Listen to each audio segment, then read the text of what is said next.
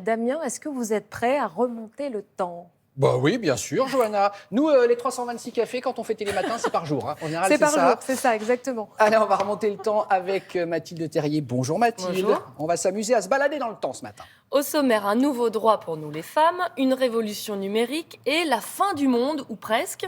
Mais d'abord, on commence par le 21 décembre 1945 et une histoire de fumée.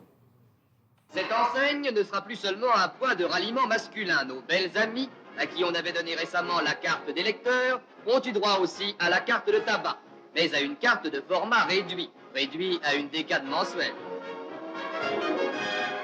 Ces petites bouches, tout le monde le sait, ne peuvent fumer plus de 40 cigarettes par mois.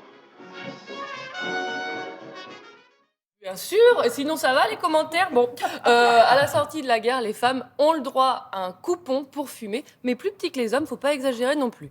Ouais, faut pas déconner, hein, Mathilde. On enchaîne avec vous avec le 21 décembre 1983 et une révolution numérique. Oui, ce jour-là, une invention dernier cri est présentée à la télévision. C'est quoi? C'est l'annuaire sur Minitel. On n'a pas toujours, vous voyez tous les bottins qu'il faut. On peut rechercher d'une façon différente avec ce que vous avez appelé, Noël, l'informatique au quotidien. Voilà la forme de cette informatique, c'est un Minitel qui vous permet de trouver des numéros de téléphone, des réclames, les fameuses pages jaunes du bottin. Quelqu'un s'est déjà servi de cet annuaire sur Minitel? Oui, non. Damien. Vous en parlerez à mes parents. Qui ont eu une facture téléphonique de folie, je passais des heures dessus. Mais ça coûtait cher à l'époque. Oui, et Ah ouais. c'était vraiment le nec plus ultra, Ah bah oui. puisqu'on pouvait chercher comme ça avec un prénom, une seule information, et on tombait sur plein Bien sûr. d'informations. 3 heures, mais bon. Mais... Fallait le temps. Il fallait avoir du temps. Ah bah oui, mais vous n'étiez pas né, docteur, c'est pour ça. Mais le 21 décembre qui a retenu votre attention, Mathilde, c'est le 21 décembre 2012. Vous vous venez pas de ce qui se passait ce jour-là? Bah La non. fin du monde? Ah mais C'était oui. fini. Mais oui. Le 21 décembre oui. 2012, on allait tous mourir, sauf où? À Bugarache. Avec ses 1200 mètres d'altitude, le pic de Bugarache est le plus haut sommet des Corbières dans l'Aude. Il pourrait aussi être le dernier refuge de l'humanité.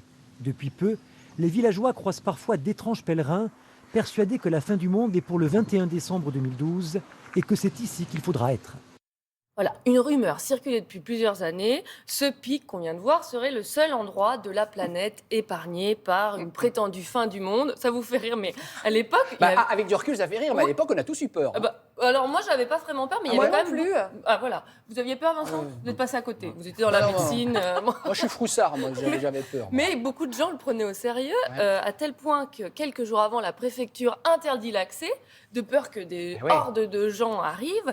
Le jour J, 400 journalistes sont accrédités pour un village de 230 habitants, donc c'est un petit peu démesuré. Et depuis, qu'est-ce qui s'est passé, vous allez me dire? Alors, effectivement, il n'y a pas eu de fin du monde, nous sommes encore là. C'est pas la première fois qu'on assistait à ce genre de prédiction. Avant, on avait eu Paco Rabanne, dans le même genre, vous vous souvenez pas? Ah oui, oui. Qui avait Ouais. prédit aussi la fin du Eh monde. oui. Alors, c'était plutôt pour la capitale en 1999. Regardez.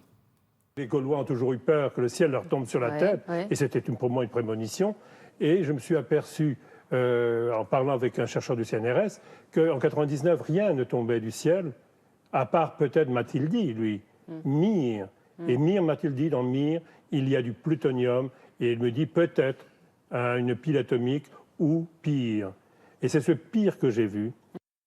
Voilà, Mir allait tomber sur la capitale. Alors, bon, moi, ce qui m'intéressait, c'est qu'est-ce qui se passe maintenant à Bugarache? Est-ce Oui, qu'il faut est-ce qu'il y a toujours- un impact, des retombées? Et est-ce qu'il faut toujours aller se réfugier là-bas si Oui. c'est la fin du monde? Alors, qu'est-ce que j'ai fait? J'ai appelé monsieur le maire et il me confiait que visiblement, qu'est-ce qui va se passer? Eh bien, ça pourrait recommencer. En 2027, ils sont trempés dans le calendrier Maya, donc ça serait en 2027. Voilà, donc aller à Bugarache. On a à ce encore moment-là. près de 6 ans, alors c'est Voilà, ça. Ils ont fait de la des vie et, Ils ont fait des erreurs dans les calculs. Bon, merci beaucoup Mathilde.